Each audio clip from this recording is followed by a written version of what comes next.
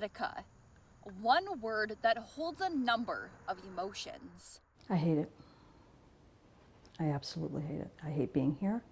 Today is a very rough day for me. Emotions Dee Quinn Miller knows all too well. Her father, William Quinn, the first guard killed during the 1971 riot inside the Attica Correctional Facility. They beat my father and left him in the Times Square area where he was working. And my father laid there as other inmates ran through and hit him. During the riot, inmates seized control of the prison, taking staff and guards hostage to protest poor living conditions. Incident that has erupted here at Attica. It ended when state authorities unleashed a barrage of gunfire to take back the prison.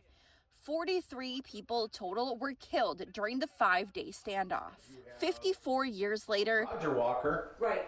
You know, Miller walks through this museum, the Attica Prison Preservation Foundation, filled with artifacts from that week. I got two. Miller says the families of riot victims were discouraged from sharing what happened within these prison walls for years. We lived very separate lives, and it was really encouraged by the state. It was a pretty well crafted plan. As she grew up, Miller did her own research, looking at items like these to piece together what happened to her father. And some of the things that I learned were incredibly painful. But I guess when you're looking for the full story, right, it comes with the good and the bad. Mark Cunningham shares a similar story. His father, Edward, was taken hostage and died during that riot. He continues to share his story, hoping no one forgets what happened in 1971. A lot of those people, those administrators, are saying, what's the big deal? Get over it. Forget about it.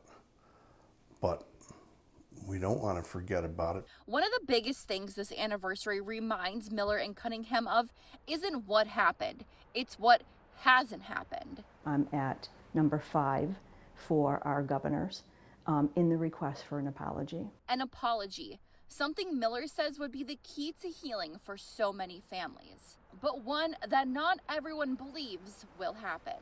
They're not going to apologize because then they'd have to admit wrongdoing. The state ain't never going to do that. I'm going to remain hopeful. I think that there are an awful lot of people in our group who feel just like Mark does. I'm going to remain optimistic. Rachel Nemi, Spectrum News.